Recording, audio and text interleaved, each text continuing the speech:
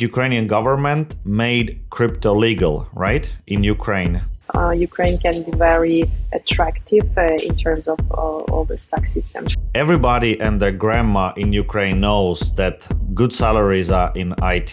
Big part of Ukraine becoming Silicon Valley of Europe. They say that Ukrainians are bombing themselves. They're saying that no city was ever harmed or damaged. Is that absolute bullshit?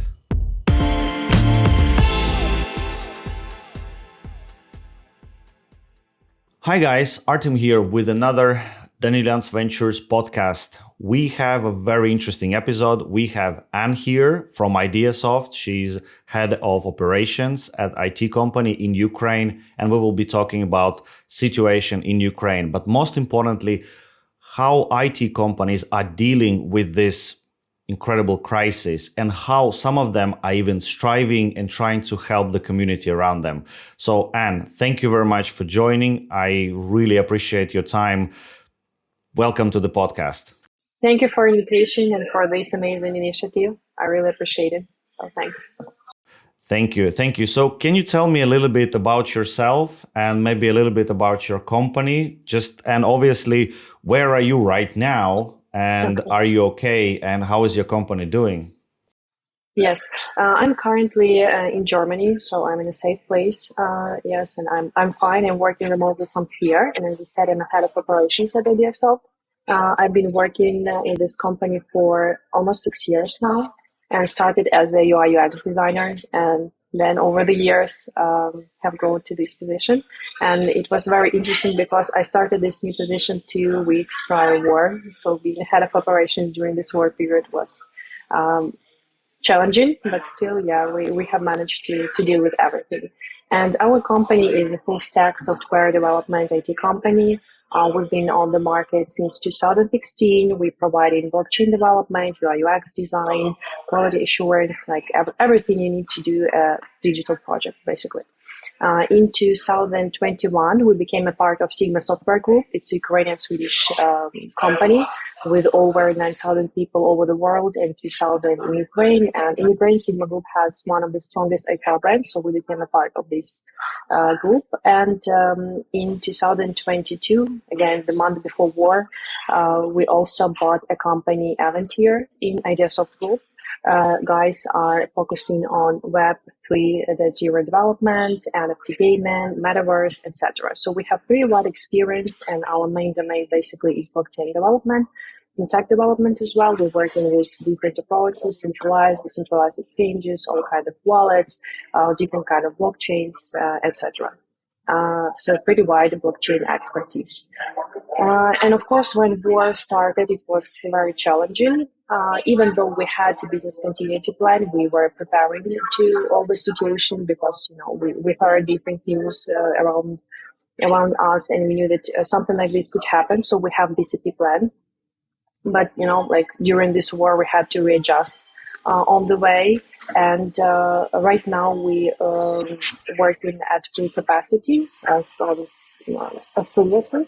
But we had to take 2 days off in the beginning of the war because we were evacuating first pool of people from Kharkiv. Our head office was in Kharkiv. We were evacuating people from Kharkiv to Western Ukraine. And over the next 2 or 3 weeks, we also were evacuating people from Kiev and other cities to the safe place in Western Ukraine. So, of course, our productivity and capacity during these first 2 or 3 weeks were lower. But I think in 3 or 4 weeks, we restored like 90% of our capacity. And I remember that the first day I used my laptop and I was working again. It was Sunday, I guess, 26th of February. So the first chance we had to start working, we used our laptops, we started our coordination plans, etc. So as of now, everyone is working at full capacity. We have a lot of people that move abroad. So we have people in Germany, in Poland, in Hungary, in different countries. We also have a lot of people in Western Ukraine, in safe places. We evacuated like 99% of our employees. We still have a couple of employees. They stayed in Kharkiv for their own reasons, personal reasons. Some of them have sick family members or other reasons to stay in Kharkiv. But everyone else was evacuated, and we restored our full capacity, continue working on projects, delivering projects, onboarding new clients. But of course, we're doing it from different places and remotely with this new reality. But still, we're working almost as previously right now. Okay, so that was scary. So you have some people left in Kharkiv? Yes, a couple of employees still stayed in Kharkiv. Yeah, so I'll be asking stupid questions, but do they have internet? Do they have a Yes. way to keep safe, to stay safe? As safe as they can stay in this situation. We in contact all the time. And for example, last week I had a call with one of these girls who are still staying in Kharkiv. Like, people unfortunately get used to everything. So when I asked her, how are you doing? She told me, like, I'm fine, everything is fine. There was just a little bombing at night, only 2 sirens, like everything is okay. They have internet, they have food supplies, water. We also have this organization, as you mentioned, that can help them with this. And she's working. Of course, she had to adjust a little bit her working schedule. So, for example, in the middle of the day, you need to go to the store because it will be closed early and other stuff. But she is working as usual. But we have only like two or three people in Kharkiv right now. Everyone else mostly Western playing. So, and I guess smaller cities are safer right now when it comes to Ukraine. And then obviously cities like Ivano-Frankivsk and Lviv, they are also can be considered semi-safe, even though they're quite bigger. But were you able to make payroll? Are you paying people salaries and everything? Of course, yes, of course. We even gave everyone some payment in advance when war started on the 32nd day, because we realized that people need additional money to move to buy gas for their cars, etc. And also we paid as usual. We had no delays in payments, and thanks God to our clients and partners. Some of them in the beginning of the war, some of them even paid in advance for some scope that we haven't realized yet. And fortunately, everything is fine in terms of payment, so all people get their salaries as usual. And there is no interruption in the payment system. So, people can still receive money to their bank accounts, right? They can use their payment cards, Visa, MasterCard, they can use it. And I guess in safe areas, people can go shopping, they can purchase supplies. And now that we're talking about supplies, you have an awesome initiative that your company is spearheading. And could you talk a little bit about that? Because I think that's pretty awesome. Besides, obviously, paying payroll and helping your people get out, you try to help a broader audience. And could you maybe talk a little bit about the initiative that you're spearheading? Yes, of course. In the beginning of the war, our CBDO Peter, he stayed in the Kharkiv, and he had been staying there for the first 3 weeks of war. And it started as an initiative like to help our employees. First of all, to help them to evacuate them and their families, to help those people who stayed for the first couple of weeks in Kharkiv with different supplies, food, etc. And then other companies joined us, and now we have this initiative, HelpKharkiv, with the IdeaSoft, Sigma, GenPro, and Scalarr companies. So we united our forces. It created some first aid help organization. We also, some volunteers who are not even employees at IdeaSoft, they joined this organization, and they are working as, right now they're working, they're staying in Kharkiv, delivering all this humanitarian help to people. It's mostly concentrated on Kharkiv region because it's very close to Russian border, and this part of Kharkiv that is closer to the border is basically destroyed, it's ruined. And there were so many people who stayed at their home without heating at sub-zero temperatures in the basement. So they are providing them with warm clothes, with medicine, with the food, with water, with any supplies they can. They are also helping to medical specialists with probably some surgery treatment, etc. So we have donations from clients, partners, friends, and just people who would like to help, and they send us money. With this money, they all go to this humanitarian support. Also, they work with old people, with different hospices, with sick children, and everyone who needs help right now in Kharkiv. So yeah, they try to in Kharkiv and Kharkiv region, because it's all started for Kharkiv city, but we have small villages and towns in Kharkiv region that in very bad situation right now. And of course, evacuation. As of now, I know that through this organization, we have evacuated about 6,000 people. So we started from IdeaSoft employees, and then we expand, like we were evacuating everyone, people from other IT companies from Kharkiv, someone's relatives, friends. They were just sharing contacts of our guys, our volunteers, and asking for help. Guys were looking for buses, organizing everything. So I think they have done tremendous work, and they are still doing their, this group of people volunteers in Kharkiv, helping every day. It's amazing. So did I hear correctly that you actually evacuated like 6,000 people? Yes, from Kharkiv region, yes, through this organization. Wow, that's a lot. That's a lot of lives saved, possibly. Yeah. That's amazing. And do you fund it yourself? Do you fund the initiative yourself? You mentioned that there are other also donors, but mostly you started the initiative and you paid at least for the lion's share of the cost. As organization, it started with the 4 IT companies: IdeaSoft, Sigma, GenPro and Scalarr. It's our partners, our friends. So when we started doing this work at the beginning, they joined us, and we expanded our forces. Let's say it that way. But we collected donation and funding from like all over the world, because you need to have like a lot of resources to handle all this work, all this support, all this medicine, all this gas, and you need actually to pay to these bus drivers who are delivering all the stuff every day, and support these people as well, because they need some money. So yeah, we're collecting donations from different countries, and our clients are fine. So if I want to donate to help support this awesome initiative, obviously you have a website. I can probably you accept also donations from abroad, right? Yes, maybe crypto, PayPal, credit cards, all that good stuff, right? Yes, because crypto, you're a blockchain company in a sense, yeah. so I'm sure you connected, crypto, one of the first payments probably you accepted. That's pretty right. awesome. That's pretty awesome. So if you think about your company, right? So you still continue working for your clients, right? Of course. And yes. of course, as you mentioned, you are almost at 100% productivity currently. And it's awesome to hear that your customers are helping you.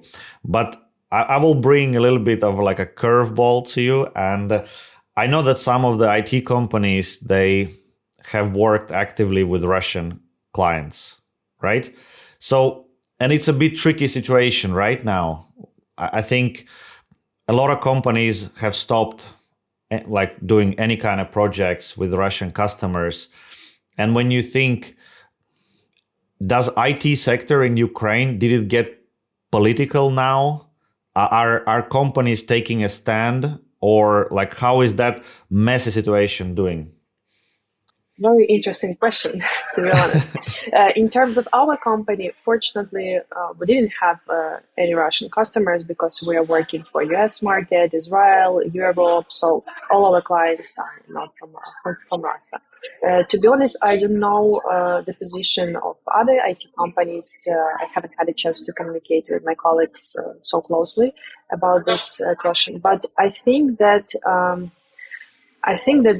probably they are not continue working with these companies right now, because it's tricky in terms of people as well.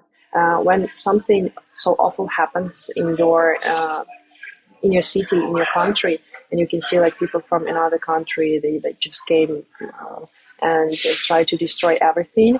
On an emotional level, on a human level, you can understand how anyone can collaborate on any way with the people from this country, from this aggressor. So I don't know for sure, but my personal opinion, I think that most IT companies, they stopped working with Russian clients because first of all, you supported the economy. Yeah, they are paid taxes from this money, and this taxes they don't know on this military equipment and onto the army as well. And on the moral level, I'm sure that a lot of Ukrainian IT specialists, they won't work on this project. Like they wouldn't like to work with these projects with such company, etc. So I think at this point, yes, it could be a bit political, but from my own perspective, like it's understandable. It would be very weird for us to work with the companies from aggressors' country and support the economy. So I think that, yeah, it could be the case, but I can understand why. So basically, many IT companies, at least you think so, are cutting ties with Russian customers if they had any. Okay.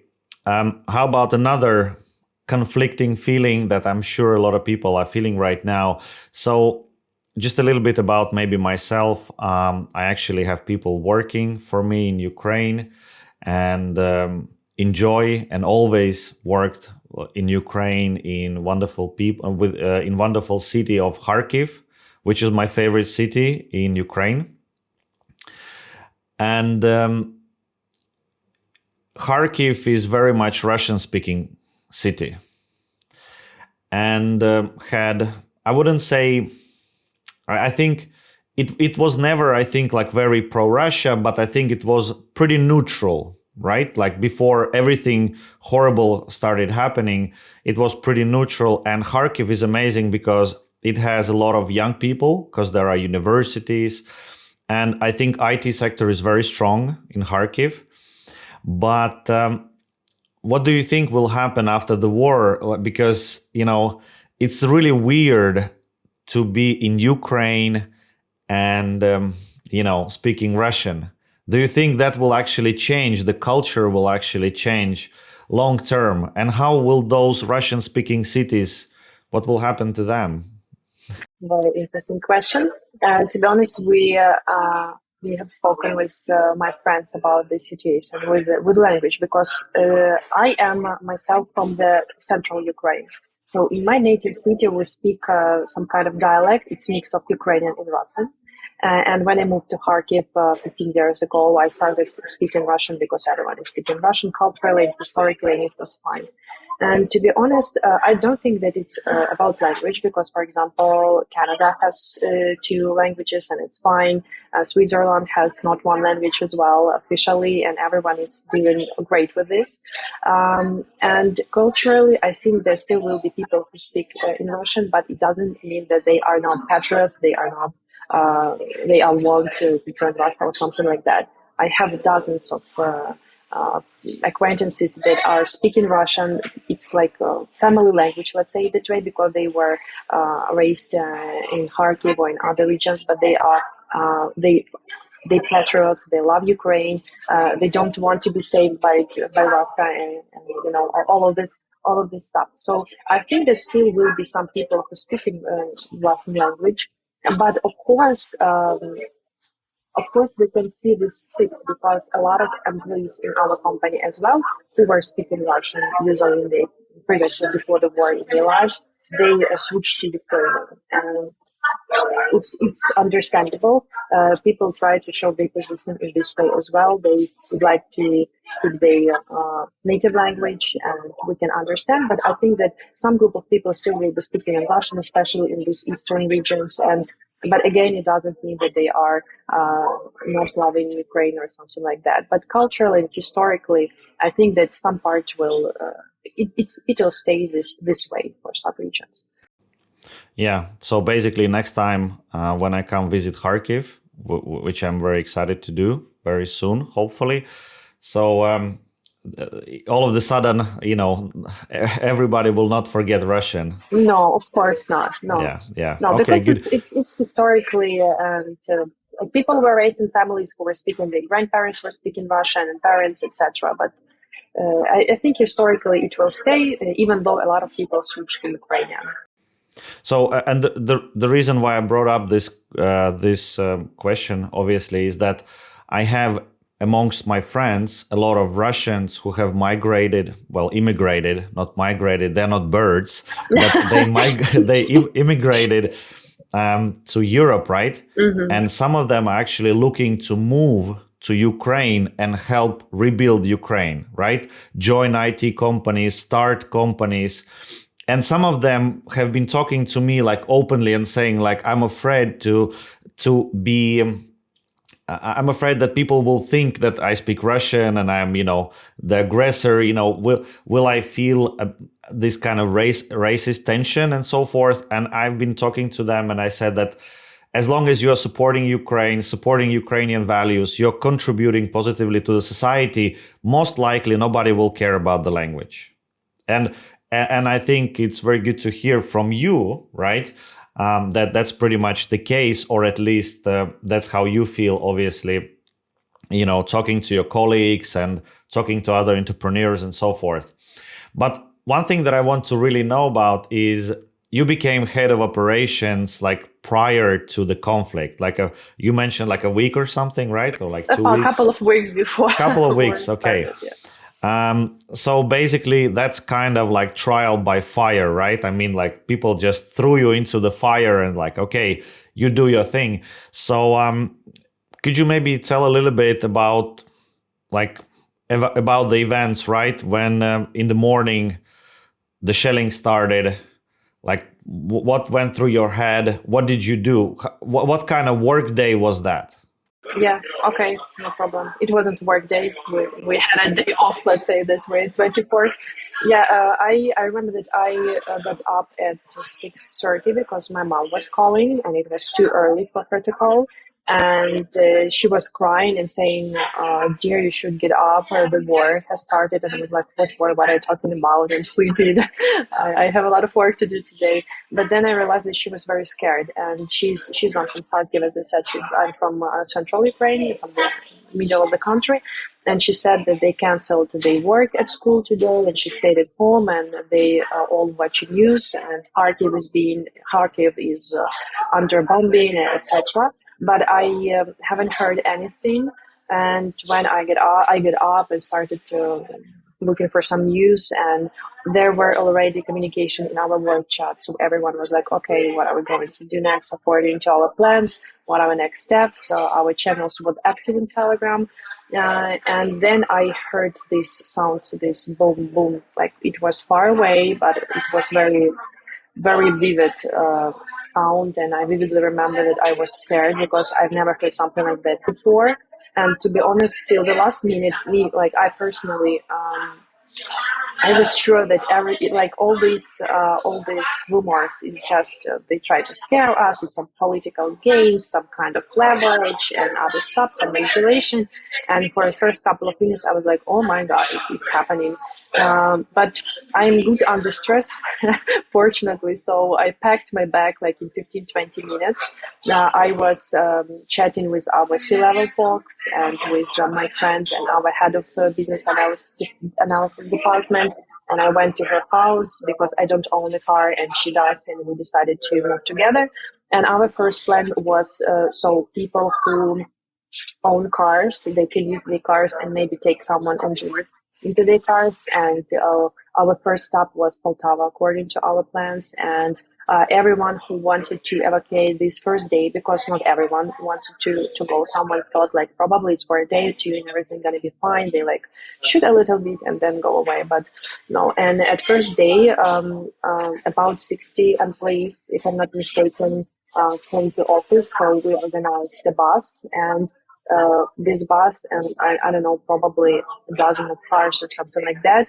Our location was on the Poltava city. We had some safe place that we prepared for this case, and everyone was moving there to this city. And it was scary, of course, but it wasn't under active war actions at this day, because the first day it was just some bombing at the Chuguev airport in Kharkiv region, but after a couple of hours they started bombing and shooting to the city as well. And it took too long because usually you can move from Kharkiv to Poltava in 2 hours by car, and we were going for 10 or 12, like because huge traffic jams, a lot of third people moving from cities. It was too long. Like the whole day we were moving on this third distance.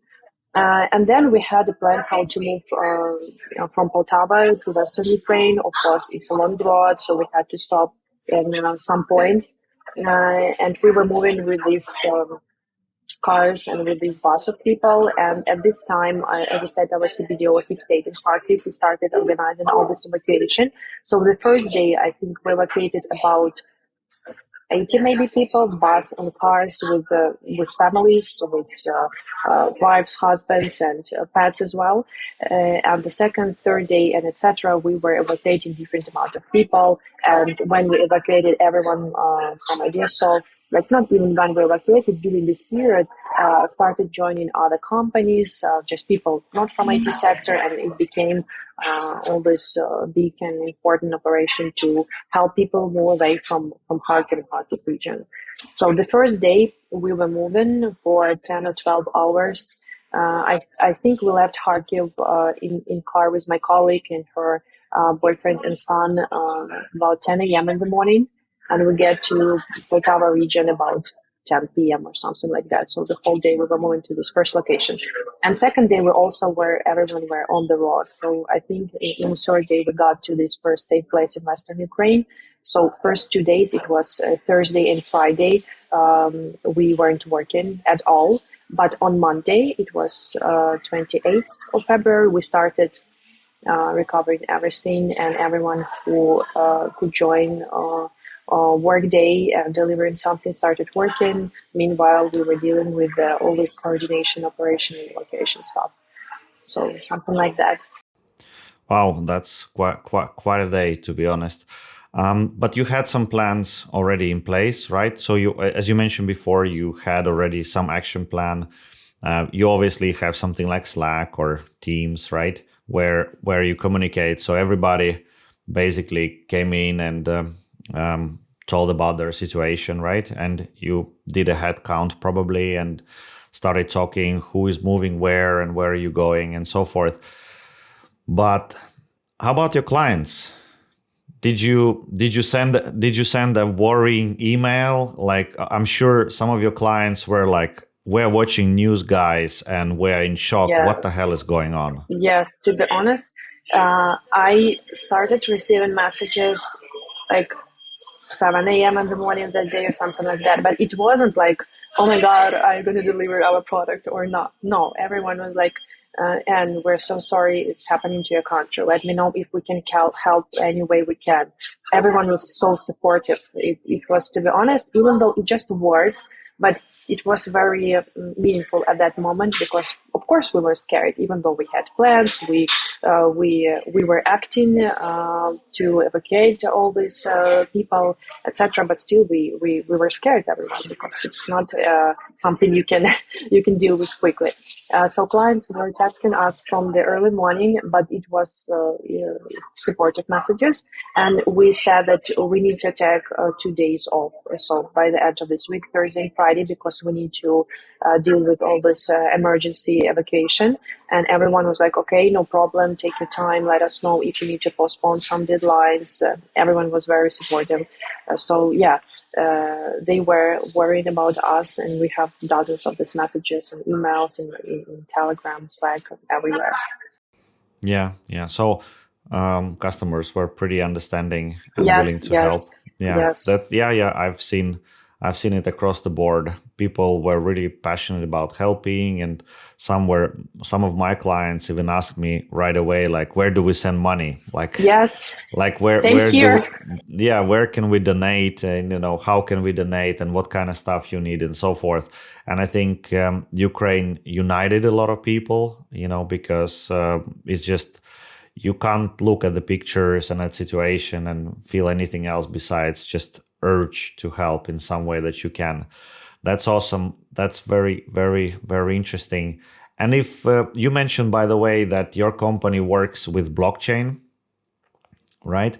And obviously blockchain, such a buzzword, It seems that everything soon, maybe my milk carton will have a blockchain technology to make sure that it came from the right origin, right? Yes. So basically, when it comes to blockchain, what kind of projects do you work with? What type of work do you guys do? You mentioned full stack, but then again, full stack means everything and a grandma. It could Yes, mean yes, anything. It could understand. mean, right from the atom that you can create the computer and then you program. So could you talk a little bit about your company's profile? Because maybe some of the listeners will be interested to hear about your company and what do you do. Of course. We work with different type of projects. So, for example, we created a lot of centralized exchangers and decentralized exchangers, crypto wallets, custodial, non-custodial wallets, everything in between. I mean, very popular right now, NFT platforms, DAO platforms as well. We work with different blockchains, Ethereum, Bitcoin family, Solana, Near, Polkadot, etc. So a variety of possibilities that you have in blockchain, we can deal with this, and so this full stack means that we can cover blockchain development as well, building smart contracts and everything that you need to support all this kind of project. As well, we have some front-end developers, quality assuring designers, business analysts. So not only blockchain devs, but everyone. So you can build the project from scratch. So, for example, you say, I would like to create, I don't know, NFT platforms to sell artworks to support Ukrainian army, for example, because it is also a very popular case right now. So we can, from the scratch, starting from business analysis, gather all the requirements, writing all the specifications, and continue with front-end blockchain development, QA and design with everything great to deliver you this product ready to work. So yeah, we can cover all the stages. Awesome. I just recently purchased a Ledger cold wallet and it supports NFTs. So actually buying NFT to support Ukraine sounds really interesting. could be an interesting way to load my Ledger maybe with some cool NFT content. Okay, well that sounds really really good. So if you think about a blockchain in general, I think Ukrainian government made crypto legal, right, in Ukraine. So first of all, it's awesome, and I've heard from my guys that you can actually pay for utilities, like your house utilities, in crypto in Ukraine. And I thought, like, oh my God, that is pretty awesome. It's just an amazing development. And I think Ukrainian charity organizations started accepting crypto really quickly and got a lot of money. So do you think that now that crypto is legal in Ukraine, do you think there will be, obviously after the war, after, government kind of takes a breath, and just after a moment starts rebuilding process, do you think this legalization will enable some sort of like crypto innovation? Do you think maybe some companies will actually like establish in Ukraine because of this? Because like mining is legal now, right? If you use electricity and you pay for it and so forth, and like you don't use government electricity or do any kind of shady stuff, if you just create mining operation in Ukraine, it's all legal, you pay taxes and so forth. Do you think it's a good move when it comes to enabling innovation, like long term? Of course, I think it's amazing, and I think that we are very, I'd say, quick in this kind of stuff, because Ukraine has a Ministry of Digital Transformation. As far as I know, it's not a like usual case for other countries, but we have the whole ministry that are working on this digitalization and all this transformation for our country, and all this crypto story also about new abilities for business, for IT business as well. And I'm sure that it's going to attract a lot of companies, entrepreneurs, and investors to our country. First of all, because we have very good, I think, compared to other European countries' tax system. It's not we don't have such a high tax rates like in other countries. And while when crypto is legalized, you have such more. A lot of possibilities to build your own company and to conduct different transactions in our country. So I think it's very, very good and promising step for our IT sector. And as you said, probably even though it's going to be like a big part of Ukraine becoming a Silicon Valley of Europe. Because crypto is I can't imagine our modern world without crypto, without blockchain, without all these processes. Web3 that Zero is developing. So it's our future, and we need to adjust to this future. And I'm very happy that Ukraine is very modern in this kind of decisions. Yeah, of course. Working for a blockchain company, I think, of course, you have to tout the company line and say, blockchain is amazing. Of course.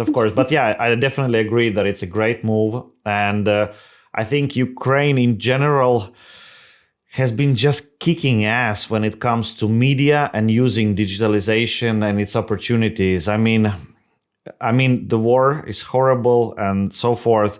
But Ukraine, the use of Twitter, social media, crypto, it's been just so amazing. I think there are some like really smart people doing PR and coverage for Ukraine and thinking about what opportunities digital tools offers. So I think that's been like fascinating to watch from the sidelines. And I think one of the reasons why Ukraine has such a strong support around the world is that I think Ukraine is winning the social media war easily. I mean, in the sense that they're using social media to empower, people to tell their stories. And I think just anywhere you look right now, it's just positive sentiment. So I think the word is spreading really, really quickly, which is amazing. But you mentioned taxes, and there are only two certain things in life. It's, death and taxes, right? So you mentioned that in Ukraine, the taxes are fairly low. So what does it mean? Is it like 0 or 20%? What is it? I live in Finland, where taxes can go up to like 50%, like personal taxes. So yeah, we live with that. But what about Ukraine? Like, what is the taxation system there? Basically, Ukraine has two types of tax systems: simplified and general. Simplified system means paying 5% of income, so all money that the company earned during some period, if the company is an VAT payer, value added tax, and 3% plus VAT for VAT payers. So this type of system can apply to companies with an income approximately of 2,3,600 euros. And general system for those who earn more means paying 18% of the profit. So this type has a little bit more bureaucracy than the previous one, but like you can find great accountant in Ukraine, great financial company. They will handle everything. And also you can register as an individual entrepreneur to start business in Ukraine. So individual entrepreneurs, they pay 5% of income. There are different groups of these entrepreneurs. But basically, comparing to European rates, and as far as I know, I'm currently in Germany, and here taxes about, again, 45%, up to 50, 38. They have a lot of like very difficult, complex systems with a lot of conditions. But still comparing to 5% or even 18% in Ukraine, it seems like very big difference. So I think Ukraine can be very attractive in terms of all these tax systems. And also you can open your company, like registration will take about 2 days. Of course, you need to prepare a lot of documents, so it will take a couple of weeks. But still, it's not like for months, So yeah, I think our tax system is very, very good. Yeah, but I think you have a bureaucracy system that is maybe not so good yet. So maybe Ministry of Digital Transformation will work on that, because I think a good example is Estonia, where you can do everything remotely. You have e-residency and so forth. So I think maybe someday it will come to Ukraine. Maybe they're already thinking about it, something similar where, because I think Ukraine will want foreign companies to establish, their offices in Ukraine. I'm sure they will consider making the process easier, because now I think without an accountant who speaks Ukrainian and knows the system, I don't think you can open a company, if I'm completely honest. Yeah, yeah, of course. As I said, you need to hire some people to help you with this because, unfortunately, right now, I don't think that all these municipal and governmental services are available in English. So, of course, you need to hire Ukrainian accountant or some financial company that can handle everything. But still, I think that we have very good experience in terms of digitalization, as I said, and I'm comparing, for example, online banking in Ukraine and here in Europe. And oh my gosh, I haven't realized that Ukraine are so progressive in this way because you can do everything. I can pay my utilities from my mobile application of the bank. I can even open account for my individual entrepreneur like company. Yes, also from my phone, from my bank application, etc.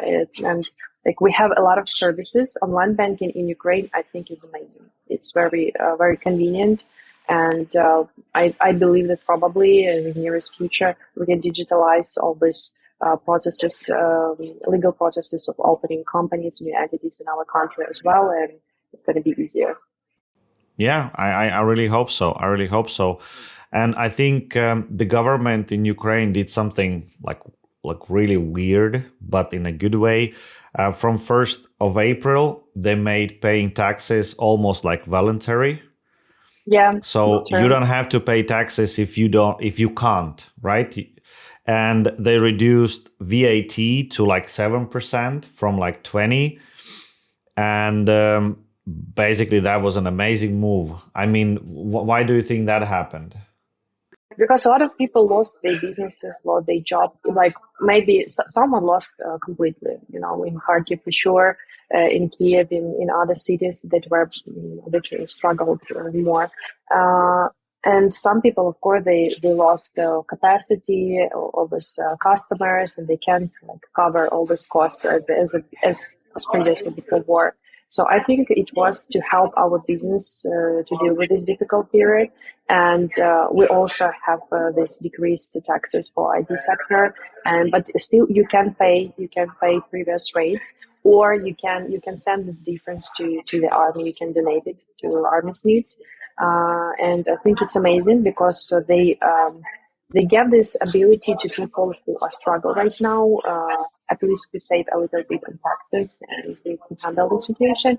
And for those who are working as SAP companies, because IT is like the biggest donor to our economy right now during this war period.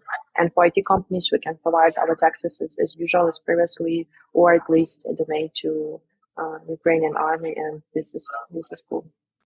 Yeah, I've never heard that government told its citizens that, guys, it's optional. If you can't, you can't. It's pretty amazing. And I think a lot of people, it removes additional worry because now there are other reasons to worry. So when you remove taxes, it's a big help, right? I mean, you don't have to fill out paperwork. You don't have to worry about it if you can't, for some reason, handle taxes. That's pretty amazing. So if you think about it, you mentioned that IT companies are one of the few, industries where I guess business is going as usual, more or less, maybe like, I don't know, 80, 90%. But companies that have worked for outside customers, US, Israel, EU, they are able to continue working, maybe not as efficient, not as productive as they were before, but they were able to stay resilient and survive, which obviously helps by paying payroll and paying taxes and so forth. So why do you think in Ukraine there are so many IT companies? I mean, people don't know this, but a lot of the software that we use every day has been created in Ukraine. And the way that I learned about this is that when the war started, a lot of the companies started sending out newsletters saying like, hey guys, just so you know, our software is made in Ukraine. If you can support Ukraine, please support it. And I started to realize that this software is made in Ukraine, and this service and this as well. And I was really amazed. So why do you think there are so many IT companies in Ukraine? Why there is such a boom? First of all, I think because we have a lot of smart people. Like Ukraine is not a small country, yeah, obviously. And as you said, we have a lot of universities, a lot of strong programs, and a lot of young people join IT sector, even like in I don't know, in the 18th and 19th. So when they still studying at university, they started programming and learning new languages, etc. So basically, we have a lot of good human resources, a lot of people who can provide good expertise. And also, I think why investors strive to open company in Ukraine, because probably we have also very good rates in terms of salaries, comparing to European or USA market. So you can get for lower prices with the good, like people with the good expertise, like team who can be dedicated to your project and cover everything, or you can open company or your R&D center in Ukraine. It's not only cost effective due to taxes, due to salaries, due to everything, but also it's very good in terms of expertise, because I know that we have like a lot of smart guys, and maybe maybe that's why Ukraine is so popular for IT companies.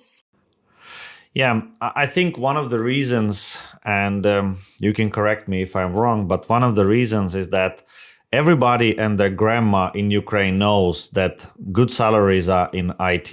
Yes, actually, yeah, you're right. Yeah, everybody. So I know a lot of people who are like, I've been a cook, or I've been this, I've been that, but now I'm looking at IT.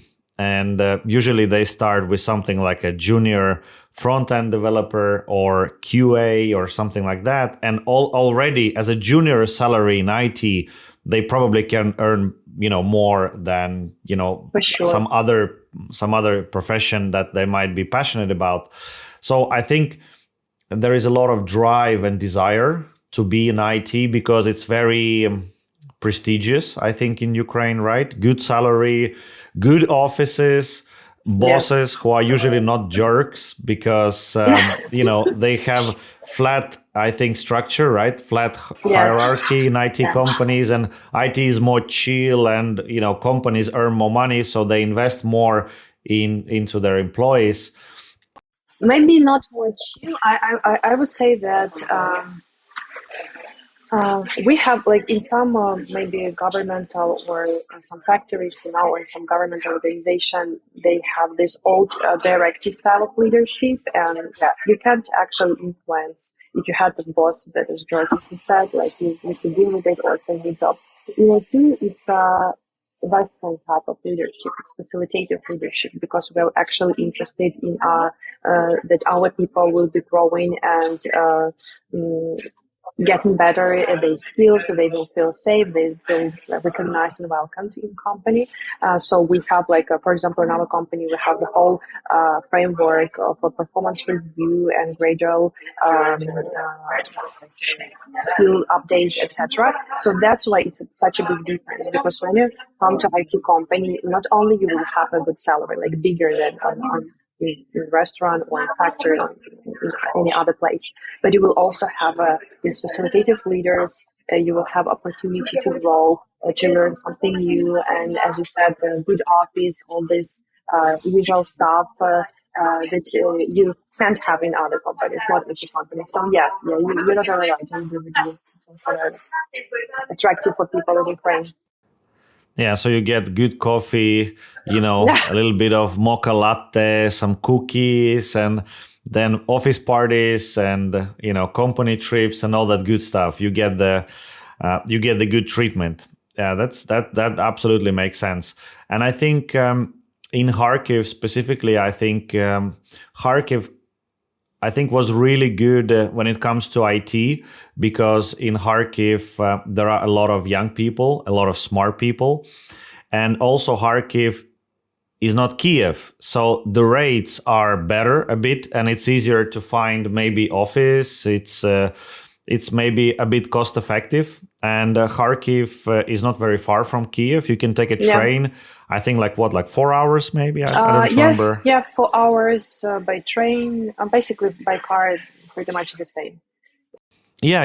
And Kharkiv has an airport, a very small Yes, one, a very cute one, but still yes, an airport. So you can actually fly, and I think Visa Air flies to Ukraine as well. Well, yes, yes, with it used to area. fly. So Visa Air, I think, flies from Estonia for like 20 euro or something. So you can get very, very quickly to Ukraine. Obviously, not now due to the situation, but otherwise, yeah. Um, how is English in Ukraine? Obviously, in IT companies, I know personally that a lot of companies actually pay for English courses and try to make sure that their personnel speaks English. But amongst young people or IT sector in general, do you think? My question is: if I'm a foreigner, I don't speak Ukrainian. Will I be okay with English if I want to establish a company? Yeah, to be honest, it could be a little bit hard, especially like in Kiev, situation is better. In Kharkiv, a little worse. If you're talking about hotels, some services, cabs, etc., it's fine. But for example, you can come to some, I don't know, coffee house or restaurant, and you will have a difficulty to order something in English because not everyone is speaking English, unfortunately. So service sector, it's not good in terms of English. As you said, IT, like everyone is speaking English on a very high level because we're communicating with the clients, with the customers all over the world. It's a requirement.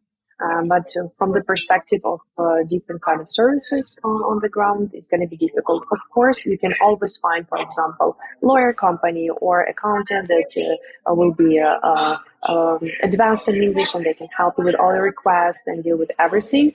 But it's not like when you came on the street and you talk to someone in English, you will have a lot of answers. But still, we have a lot of students. We had at least before war a lot of foreign students in Kharkiv in Ukraine, and these guys they always speak English. So it helped to improve a little bit on the service level, all this communication, because these guys they rent apartments, they actually are living in the city for like 4 or 5 years while they studying in the universities. So it's getting better, but yeah, it's not a perfect, unfortunately. Well, yeah. I mean, it's nowhere perfect except in English Yeah. speaking countries, right? I Yes, for mean, sure. now living in Germany, I'm sure you see that not everybody Yes, speaks English in yes, Germany as yes. well. But maybe without any personal details, how did you end up in Germany? Uh, it's not a secret. I can give even some personal details. We were working from Western Ukraine for some time, and then we realized that we have to handle a lot of stuff, and it's getting crowded in Western Ukraine because a lot of people move from eastern part, from Kiev region to Western Ukraine. And as a women, we had. I'm talking about my friend and my colleague, head of our business analyst department. We had this ability to move abroad because men are not allowed. Those who can join army. So some of them are not allowed. Some of them have, of course, legal cases that they can move abroad as well. But some of them should stay in the country right now. So we just decided to move abroad because, first of all, we can have like more comfortable situation for staying, and we can have stable, like internet, and it's going to be more productive for us to manage and coordinate everyone. Now, also, we knew that a lot of people will be moving abroad as well, so we need to help them, and we have amazing clients and partners who also helped us during this process. For example, we moved to Germany, and our partners, they provided us with the apartment for 2 months rent free, so we can figure out what to do next. Yeah. And yeah, we just decided to, first of all, we moved to Hungary. We crossed the border and we went to Budapest. We stayed there for a couple of days, just figuring out where to move next, where would be the best place for us to sit and start working. And we stayed also for a week in Vienna, and then moved to Germany. Currently, I'm in Bonn. So a lot of co-working spaces here, a lot of ability to work productively remotely. So yeah, and a lot of our people also in Germany. I was talking to my colleagues. I know the people in Essen, in Munich, in different small cities, around Berlin. A lot of people in Poland, of course, in Hungary. So yeah, we end up in Germany, at least for now. I'm not saying that it's for forever because I feel more flexible right now and we can just take our suitcase and go to another city tomorrow. Yeah, and I think you mentioned that Ukraine has mobilized its forces. So if you're service age, like military service age, you're not allowed to leave the country if you're a man. If you have disabilities or some other exception, that is approved by the government, you can leave the country. And I know some people have, You can also leave if you are a father or like with many children, or you have a disabled relative that you need to take care of. There are so like for like social or humanitarian reasons, well, like social reasons, family reasons, you can also leave the country, which that is awesome. And now that you're in Europe, you don't have to worry about visa, right?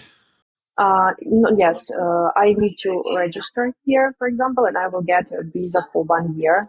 And to be honest, everyone around us is very supportive. It's very pleasant. So when anyone asks where I'm from and I say Ukraine, they're usually like, "Oh my God, seriously, how can we help? Do you need some help with maybe accommodation? Or do you need some recommendations here? Do you have guys everything? Do you have a nice place to stay, etc.?" So yeah, we can have visa for 1 year here, but to be honest, I think I'm not gonna stay and register in Germany. I think I'm gonna move to other country, probably to Portugal, and maybe I will register there. But I know that some of our people, they already registered in Hungary, in all of these countries, Poland, Germany. So where do you want to go? Lisbon. Lisbon. Oh, okay, Yeah. okay. I haven't been there, but I guess the reasons are it's pretty warm. Yes. Yeah, it's pretty nice for sure. Yeah, but basically for you, the whole Europe is open, right?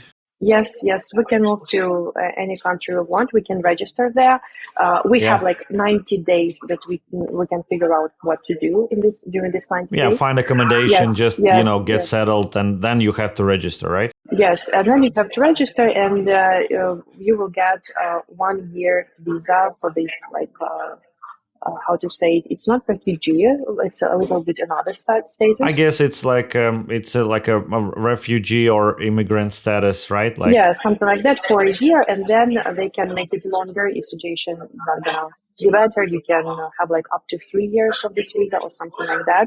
And for people, are you allowed to work? Are you allowed to work? Depends on my request. For example, if I say that I don't have any income and I can't work, I can ask for social support, for some money, for coverage of my rent. And as far as I know, in this status, we are allowed to work, so we can work. But for example, I'm not gonna apply on any social support. I don't need it. And there are a lot of people who actually need it. So I just register and I say I have work, I have income, I'm paying taxes in Ukraine. I just need a legal status to stay here for some time. I'm gonna pay my rent and do everything by myself. Just need the legal status. Yes. Yeah, but when you register, you continue paying taxes in Ukraine, right? You don't pay them in Europe. Yes, to be honest, I don't know details for all the countries, but as far as I know, in Lisbon, for example, you don't need to pay additional taxes inside the country. So if you can provide with the document that you're working remotely for a company in Ukraine and I'm paying taxes in Ukraine, for some period, for sure, I don't need to pay taxes in Portugal. as far as I know. I don't know, to be honest, Facebook Germany. Yeah, I haven't had a chance to investigate this question yet.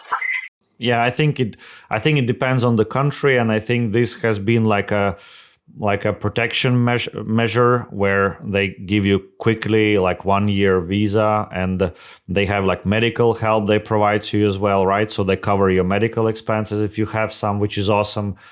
But yeah, it depends on the country. But so far, how are you liking Germany? I miss Ukraine. No, Germany is very nice. It's very nice. It's very modern, very clean. Everything is fine. A lot of people. I'm staying in Bonn. A lot of people here speaking English, so it's very convenient for me. But probably because of all of the situation, it feels like Kharkiv is so amazing, and I miss the city. I miss our streets, our office. And we separated with my college, with our friends. We have very family-like corporate culture, so we have very strong connection inside the team. Basically, we're all friends. And yeah, that's why it's a little bit difficult, but still, the most important is feel safe. I don't need to run from sirens, being here, and I can concentrate 100% on work, on helping our company and our employees, and I think this is most important right now. Good, good. Have you been to Dresden? Have you been? No, unfortunately, not, but I've been to Amsterdam. Oh, well, okay, Very Amsterdam, of beautiful, course. very beautiful. Yeah, Amsterdam is awesome. Amsterdam is amazing, especially during summer, I guess. But from German cities, I visited Dresden and I liked it, I think, the most. It's small and beautiful city with an amazing art gallery, like amazing art gallery. So that was a pleasure to visit. But why do you want to move to Lisbon? First of all, we have some colleagues there, so it would be nice to be closer to each other, and uh, we have spoken that we can probably maybe work together in office of other partners. We have partners, they have offices in Lisbon, for example. We can work together, we can see each other offline, and it would be nice. And also, as you said, they have a good climate, and Lisbon is bigger, and I really like big cities, all this vibe, all this energy, and Bonn is, to be honest, a little bit small for me. So I need a little bit more action, maybe. So that's why but to be honest, the main reason is that we can be closer to some of our colleagues, and it will be nice to be connected. Yeah, of course, of course. And soon we're going to wrap up. But one thing that can't really escape my mind is that some people, well, especially obviously the Russian side, they say that Ukrainians are bombing themselves. They're saying that no city was ever harmed or damaged. So been living in Kharkiv. What can you tell me? Is that absolute bullshit? Of course, 100%. I have friends, I have family in Ukraine right now. This morning, my mother was texting me that in my small city, my native city in the center of Ukraine, they had bombing near the military airport or something like that. I have friends who had been staying in Kharkiv for the first 2 weeks of war. They were texting me like, "Oh my gosh, we lost all the glasses in our apartment. Every window was broken. It was very scary." It's not like all the stories that we are bombing ourselves is total bullshit. And I have colleagues who lost their close relatives. A colleague of mine lost her sister because of bombing in Kharkiv. Another colleague of mine, he can't reach his parents in Mariupol for a month, and it's real stories that you not hear from somewhere. It's people you closely work with. And to be honest, a couple of weeks ago, I met a man on the street here in Bonn, and he told me that he is a Russian German guy. I don't know how to say correctly, so he's Russian, but he moved here like many years ago. And he told me like Mariupol, it's a fake. They said that it's a fake. It's like it's a Photoshop. There was like I have a colleague who had nervous breakdown because her parents and her close relatives were there, and we were talking with each other on the phone. It's not a fake; it's a real situation. So all the stories, I know that this is just a part of this hybrid war media, but it's definitely 100% bullshit because Ukrainians not bombing themselves. It's not true. Yeah, I completely agree. It just when I say it, it's a bit different when you say it because obviously you lived through those situations and you have connections. And I noticed that Telegram became very important, right? During this whole, like many people don't know, but Telegram is huge in Ukraine, and people started organizing chats and support chats, and it became like a lifeline when everything else was kind of like in shambles and there was chaos everywhere. People were self-organizing. They created like Kharkiv chats and they were asking for help and so forth. I think Telegram played a big role in helping Ukrainian people like self-organize, and they have been amazing at that. So like why did they go to Telegram all of the sudden? Like why not, like I'm just interested as a digital marketer, why not like Facebook groups or whatever? As you said, like Telegram, it's very convenient, simple, easy to use, and quick. For example, at work, we have a lot of Slack channels with our clients, but our internal communications we have in Telegram. So we have work chat, different work chats in Telegram because it's easier, it's faster. And as you said, a lot of people in Ukraine, they are using Telegram and even governmental organizations. So for example, if I open right now my Telegram chat, I have chats from our Minister of Digital Transformation, from our government, from our president, like all these official chats and channels. And it's not only about people self-organize themselves and communicate through Telegram. It's also a big part, but also we receive a lot of news through Telegram. I have all the content, all the news that I digest, I do from Telegram. I like selected a couple of chats that I trust, and I use these official chats to see what is going on. And also, when you're in Ukraine, you receive a lot of messages about sirens alert in Telegram. So you can have like Kiev go to the basement because of siren alert. Like every day you receive all these messages from in different like it could be one chat for like all the Ukraine. It could be divided to cities and regions. And when I was staying in Ukraine, I've seen a lot of information about sirens and situation in the television. So even though you're sitting in the basement and you can feel the sounds of the sirens, in Telegram you can receive in a couple of minutes like alert is on, everything is fine, you can go out. So it became very important channel of communication and for people receiving official information that you can trust. Even though it sounds a little bit weird because it's Telegram, it's not some website, but still, yeah, it's a big part of our communication right now. Okay, cool. And are you planning to I like when situation comes down, and obviously we hope for a swift victory by Ukrainian forces, and we want obviously just for aggressor to suffer the consequences of doing these horrible atrocities that we have seen. So when situation comes down, do you think you or some of your colleagues, do you think many people will choose to go back? Of course, yeah. We have been talking about this, like, I don't know, from the day one when we went abroad. As far as I know, in my close circle and with the friends, with the colleagues, everyone is going to go back to rebuild Kharkiv, to start working there again. We really miss our office, and we all always joke that okay, we're gonna go back, we're gonna fix everything that we need, we're gonna have this Friday drinks as we had previously, we're gonna work together, and you just unfortunately due to this awful situation, you just have new appreciation for your city, for places, for things that you took for granted for a long time. So as far as I know, a lot of us we're going to go back to Ukraine and to work again in our Kharkiv office. But to be honest, I'm not planning so in advance right now because this last 5 or 6 weeks, I come to realize that you have very short time period that you can plan for right now. But in general, yeah, I would like to go back and to my apartment, to my city, and work from there.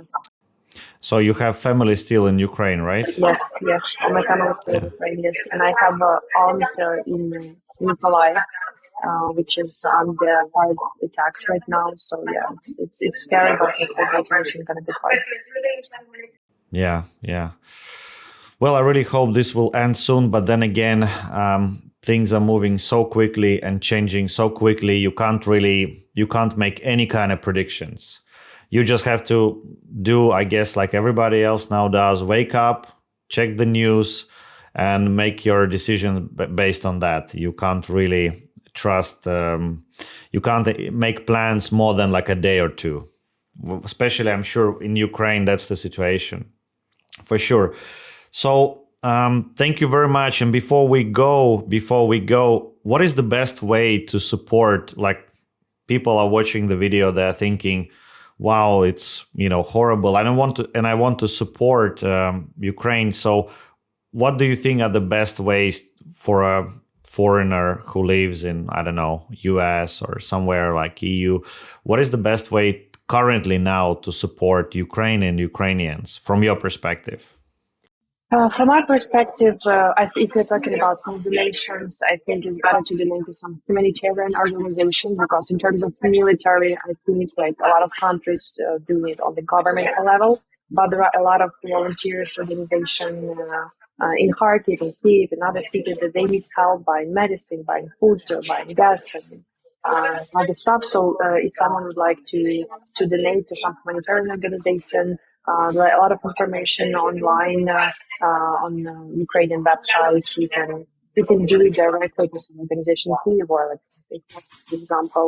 In terms of business, I think the best way to support Ukraine not to be scared to work with Ukrainians because I know that a lot of companies right now think that it would be high risk to hire Ukrainian IT guys, but I can totally say that IT sector is working.